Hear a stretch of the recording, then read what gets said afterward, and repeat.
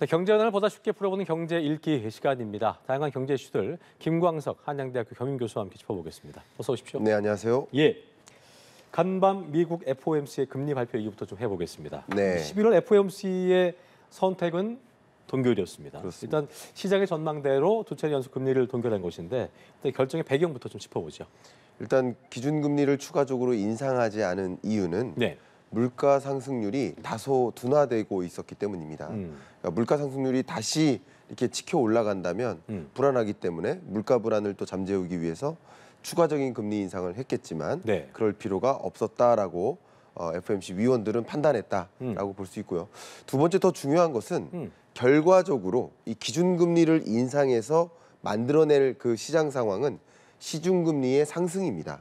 기준금리를 인상해서 시중금리를 끌어올리려는 것이 이 통화정책 기조인데 기준금리를 인상하지 않아도 다른 외재적인 요인으로 시중금리가 올라갔기 때문에 예. 10년물 국채금리와 같은 이 장기금리가 이미 올라갔기 때문에 이미 통화정책 기조가 긴축적으로 작용되고 있었습니다. 그래서 추가적인 기준금리 인상이 상대적으로 필요 없어진 것이다라고 해석해 볼 수 있겠습니다. 그러니까 상황이 좋아서라기보다는 다른 것 때문에 금리를 올리지 않아도 다른 것 때문에 뭐 시중금리가 올라갔기 때문에 네. 굳이 이것까지 할 필요가 없었다. 그렇습니다. 이런 거라고 좀 해석을 해야 될까요? 그렇습니다. 그러니까 기준금리를 추가적으로 인상할 필요가 없이 이미 시중금리가 올라가 있었기 때문이다. 이렇게 해석할 수 있습니다. 알겠습니다.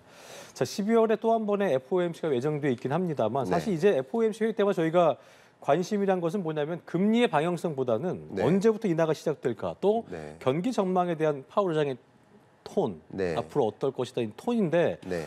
일단 시장은 어제 간밤에 파월의 이 톤에 대해서 매파적 톤이 아닌 비둘기파적으로 해석을 하면서 일단 긍정을 해석을 했거든요. 네. 어떻게 들으셨어요? 일단은 기자회견 중에 저도 기자회견을 쭉 들어봤습니다만 여러 질문에 대해서 답변을 하면서 추가적인 금리 인상이 필요 없을 수도 있다라는 것을 유축해 만드는 그런 뉘앙스의 표현들을 많이 했습니다. 단언적으로 얘기하지는 않았고요. 그렇죠? 예, 그렇죠. 그렇죠. 상방은 항상 열려 있는 겁니다. 그러니까요. 어떤 물가 상황에 따라서. 네. 근데 또 한 가지 중요한 포인트는 기준금리 인하를 고려할 시점은 아니다. 그러니까 금리 인상 가능성은 살포시 열어두는 듯 표현을 했지만 기준금리 인하는 전혀 불가능하다라고 표현한 것이고요. 어쨌든 미국 물가 상승률이 3%대를 유지하고 있기 때문에 네. 목표하는 물가 2% 그 수준에 부합하지 않기 때문에 기준금리 인하를 단행하는 것은 너무나 섣부른 것이다. 그래서 충분히 물가가 잡히는지 여부를 지켜보면서 금리 인하 여부를 고려할 것이다. 그래서 당장 금리 인하는 없을 것이다. 이렇게 정리할 수 있겠습니다. 궁금했던 건 시장이 이제 비둘기파적으로 해석을 하면서 미국 시장도 좋았는데 네. 증시가 좋았는데 궁금한 것은 미국의 경기 상태가 우리 항상 그렇게 얘기했잖아요. 약침체가 오는 게 가장 좋다. 금리 인하를 네. 내릴 수 있는 좋은 컨디션인데 그렇습니다. 이게 지금 어제 발언에서는 예전에 솔리드, 그러니까 견고한 것보다 스트롱으로 왔기 때문에 네. 그럼 더 경기가 좋은 거야? 그러면 네. 금리 이거 내리긴커녕 올려야 되나? 이렇게 해석할 수 있어서 저는 사실 그거를 매파적으로 봤는데 그건 또 아니었더라고요. 그건 어떻게 해석해야 돼요? 3시에 딱 일어나자마자 성명서를 보았고요. 지난 9월 FOMC 성명서와 이번 11월 FOMC 성명서를 비교해 보니 스탠스가 많이 바뀐 것. 그러니까 FOMC 위원들이 현재 미국 경기를 판단하는 그 표현에 있어서 표현이 굉장히 많이 바뀐 게 뭐냐면 지금 미국 경기가 괜찮다, 스트롱하다. 그러나 이게 3분기까지 강했다. 이런 3분기까지. 표현이 있었습니다. 그랬군요. 3분기까지 강했고 제한적이었군요. 사실 소비 지출이 굉장히 많이 증가했는데 소득 증가율을 넘어섰었어요. 그 이유는 소위 초과 저축을 많이 활용한 것입니다. 기존의 20년, 21년 동안에 축적했던 초과 저축을 활용해서 소비 지출로 옮겼던 것이고. 벌어서 한 게 아니고 그렇죠. 기존에 모아놨던 근데 것을. 4분기부터는 초과 지출을 할 수 있는 초과 저축이 많이 소진된 상황이기 때문에 다시 경기가 좀 냉각될 수 있겠다라고 판단해 볼 수 있겠습니다. 그렇군요. 자, 연준이 어쨌든 두 차례 금리 동결을 네. 했습니다. 파월의 발언을 고려해 본다면 이번 달 우리 금통이 있잖아요. 네. 한일이 동결 기조를 유지했기 때문에 우리도 이제 그러니까 한은은 연준이 동결을 두 차례 했기 때문에 우리 계속 동결해 왔고 그렇습니다. 계속 그 기조 이어갈까요? 네, 현재로서는 네, 그렇습니다라고 답변을 좀 드려보고 싶습니다. 네.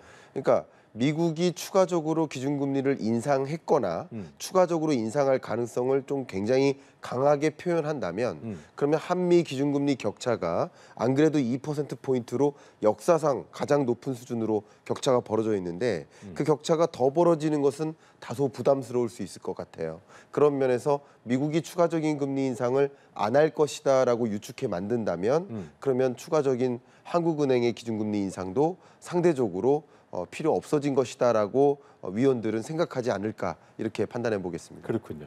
아까 하나 못 여쭤봤던 것이 그렇다면 금리 인하의 시점이 있잖아요. 네. 그러니까 금리 인상을 하지 않더라도 네. 동결 상태가 쭉 갈 수 있고 지금 파월 의장 같은 경우는 2%대 인플레이션율이 오기 전까지는 네. 금리 인하 없다라는 얘기를 유지하고 있는데 네. 사실 전문가들 말 들어보면 2%대 인플레이션율은 이제 어려울 수도 있다는 예상도 뭐 나오기도 하고 시장에서 어떻게 네. 좀 예상을 해야 될까요? 일단 24년 미국 물가 상승률은 연간 기준으로 2%대 중후반입니다. 중후반이요. 그러면 2%대 중후반이니까 이 물가 상승률이 2%라는 그 관역에 딱 맞은 건 아니에요. 그렇기 때문에 2024년에도 목표하는 물가에 부합하는 그 달이 찾아오지 않을 수도 있습니다. 않을 수도 있다. 예, 않을 수도 있다. 그러면 기준금리 인하는 없는 것이라고 보셔도 좋습니다. 근데 지금의 시나리오대로 전개된다면 24년 4분기 정도에 목표하는 2%에 부합하는 물가가 올 수 있고 그 지점에서나 기준금리를 한 차례 정도 인하할 수 있지 않을까 이렇게 유추해 볼 수 있을 것 같습니다. 알겠습니다. 자, 이런 상황에서 미국 재무부가 다음 주에 실시한 국제 입찰에서 장기물 비중을 시장 예상보다 좀 적은 수준으로 네. 조정하기로 하면서 속도 조절에 나섰는데 어떤 의미라고 봐야 될까요? 네, 일단 지금 말씀드렸듯이 기준금리를 2번 연속 동결했는데 국채금리가 굉장히 높게 상승했었거든요. 특히 10년물 국채금리가. 그렇죠. 그렇게 된 배경은 미국이 또 역시 재무부 입장에서 국채를 많이 발행해서입니다. 국채 발행량이 늘어나면 국채 가격이 떨어지고 국채 금리가 올라가는 거거든요. 그러니까 최근까지 3분기까지 미국 국채 발행량이 엄청났습니다. 1조 달러가 넘었었습니다. 그랬군요. 그런데 이번 4분기부터는 발행량을 좀 줄여나가겠다. 대략 7,760억 달러 규모로 좀 많이 줄여나가겠다. 그러니까 이렇게 줄여나간다는 얘기는 국채 발행량이 줄어들면 자연스럽게 국채 가격이 올라갈 수 있고 올라가겠죠. 국채 금리가 내리고. 떨어지는 효과를 기대하고 의사결정을 내린 것이 아닐까 생각해 봅니다. 알겠습니다.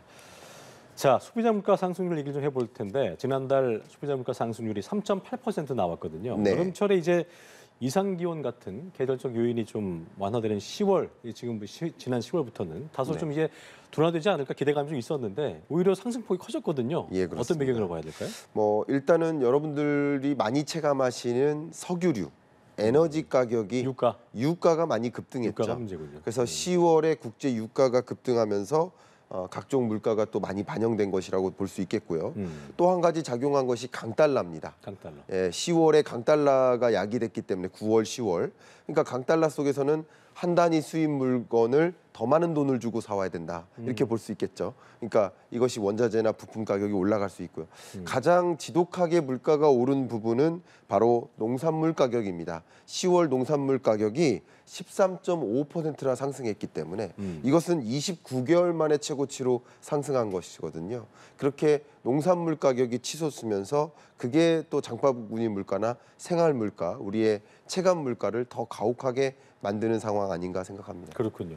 체감 물가가 가까운 생활 물가 지수 4.6% 올랐고 OECD 방식의 근원 물가 지표인 식료품과 에너지 네. 재배 지수 같은 경우에는 3.2%가 올랐는데 정부가 이제 이런 얘기했어요. 당초 예상보다는 물가 하락 속도가 좀 완만할 거다 네. 평가했거든요. 예. 우리나라 같은 경우에는 2%대 물가는 뭐 좀 요원할까요? 어떻게 좀 예상하세요? 2%대 물가 상승률은 올해 내에는 기대하기 어려울 거라고 올해 이제 생각합니다. 얼마 안 남았으니까요. 역시 2024년에도 월별 물가 상승률이 2%로 떨어지는 것은 쉽지 않아 보입니다. 오지 않을 수도 있다. 예, 아마도 지금으로부터 한 1년 정도 남았다라고 생각을 합니다.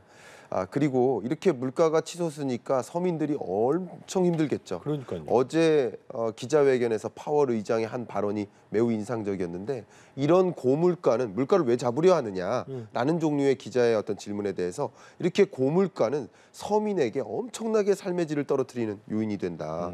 고물가 상황에서 삶의 질이 너무 떨어지고 소비 맞아요. 여력이 줄어들고 너무나 고통스럽다. 그렇기 때문에 이런 물가를 안정화하기 위해서 우리도 추가적으로 노력을 집중해야 되지 않을까 하는 생각을 갖고 있습니다. 예. 자, 고물가가 그만큼 서민들한테 고통을 주신다 말씀하셨는데 이렇게 이 고물가 상황이 이어지고 있는 상황에서 김장철이도 다가오고 있거든요. 네. 추운 겨울을 대비한 서민들의 걱정이 좀 커지는 상황인데 정부가 이제 이런 대책을 내놓았습니다. 김장철 주요 재료 먹거리 가격 안정 대책에다가 주력하겠다 이런 계획을 발표했는데요. 네. 실효성을 좀 밑으로 짚어볼까요? 뭐 실효성이 없다라고 볼 수는 없습니다. 어쨌든 김장 재료와 관련해서 지금 식료품 물가, 농산물 가격이 다 올라가고 있고요. 또 기후 변화 문제, 글로벌 기후 변화 문제, 엘니뇨 현상, 이상 기온 현상 때문에 이 각종 농산물 원자재 가격, 밀, 콩, 옥수수 이런 각종 원자재 가격이 다 오르고 있는 추세입니다. 예. 그렇기 때문에 김장을 준비하는 여러 우리나라 가구가 또 김장 소재를 준비한 뭐 젓갈이나 고춧가루나 다 수입 품목들이 많이 있거든요. 그렇죠. 배추나 그 안에 들어가는 각종 소재들 이런 가격들이 급등할 수 있기 때문에 일시적으로라도 지금 이 순간에 이 김장 소재 재료 공급을 많이 늘려서 공급 부족한 현상을 나타나지 않도록 만들고 공급량을 지속적으로 늘려나감으로써 김장 준비를 하는 이 가구들의 이 부담을 또 줄여주기 위한 노력을 해야 되는 순간이 아닌가 생각합니다. 알겠습니다. 여기까지 경제읽기 김광석 교수와 함께했습니다. 오늘 말씀 고맙습니다. 감사합니다. 예.